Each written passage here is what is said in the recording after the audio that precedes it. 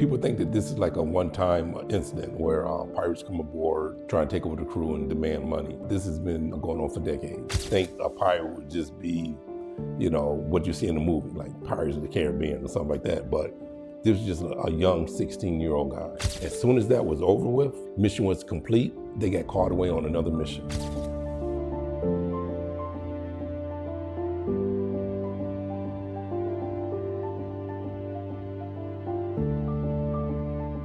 Well, actually, I know exactly what you're talking about. You're talking about the movie Captain Phillips. Great movie, but what I admired about it, that it told a true story. I was actually there on that mission aboard the USS Boxer. In comparison, they had some of it right, some of it wrong. For instance, when the Navy SEALs first arrived, they had them arriving in the middle of the night. Actually, broad daylight. Broad daylight. I remember we had to evacuate the flight deck. They didn't want nobody to see them coming in. But when they arrived, that's all they seen was parachutes, like little dots up in the sky. It had to be 30 plus. And the thing about it, when they came fully prepared. They parachuted out, and they came with their own jet boats. You know what I mean? Some high tech, I don't have any secrets to give away, but yeah, it was a high tech boat. They came aboard, and I see what they call them, the SEALs, because they were just so professional. They came aboard, back in the day, beards and stuff wasn't allowed. They came aboard, tatted up, bearded up, and they came in a mission accomplished.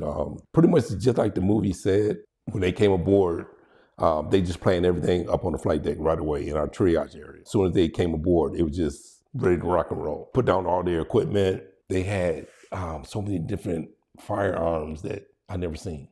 I thought I've seen a little bit of everything because, I had a little bit of gun training, pistol qual and gun calling and all that stuff, but they had some unique items I just never seen before. So I knew they was down for it.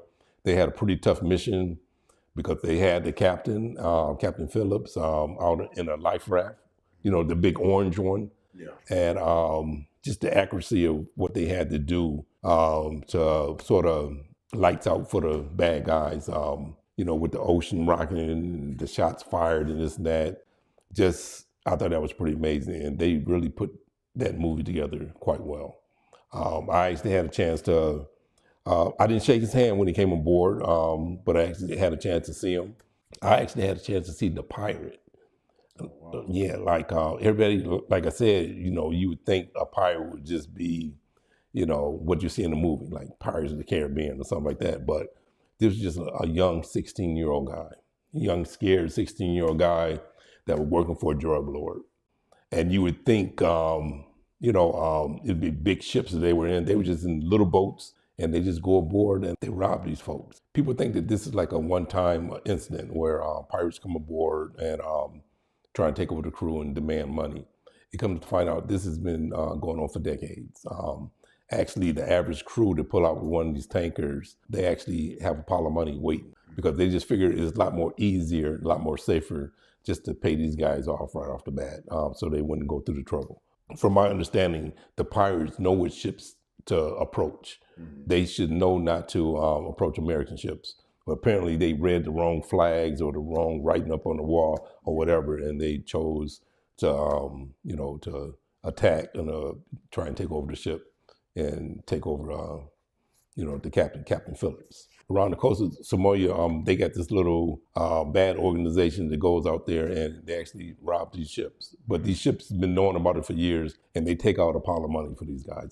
No telling how much, but the pirates know which ships to attack and not to attack. They know how to read the flags or the writing up on a ship, the name of the ship. They do their research. They just made a huge mistake, and we all know the Americans, we don't deal with pirates or terrorists. We don't negotiate. That's when we decided, the U.S. decided to send in the SEAL team to take care of business, and that's exactly what they did. My hat's off to the SEAL team. I was in charge of the flight deck also, so our operation went through me and my team, the air boss, and everybody else. But I was there. My crew assisted them with all their gear, and they had amazing gear. Matter of fact, when everything was done and over with, they let us take a look at all their gear. They put it on display and let the whole crew see it. stuff that the common eye that would just never see. That was pretty awesome. But them guys, they did a great job. Just that mission of them going and making them certain shots on that vessel that they had out there, that big orange life raft. Most people think of a life raft as a piece of wood and you floating on it. But this right here, my team had to actually go over and get it along with our XO. They actually rolled it back over on top of it. They didn't go inside because of the hazard material that was inside. What was left over, I don't want to get too gory, but yeah, it was pretty gory inside. But my crash and salvage team had to go and salvage it, bring it aboard the ship with the crane, and we had to secure it, and also our team had to go inside and, get it back up to speed, clean it out and everything pretty much. Yeah. That was the experience. Like I said, hats off to the SEALs. I even pretty much know who made a couple of the shots, because when they come down and eat, it just seemed like they had a little code. It was just so silent. It was so silent, and we all knew what just went down. So the chiefs, out of respect, mums was just a word, but you can tell every time they walked by a certain individual, I think it was two of them, that they would get a little tap on the shoulder.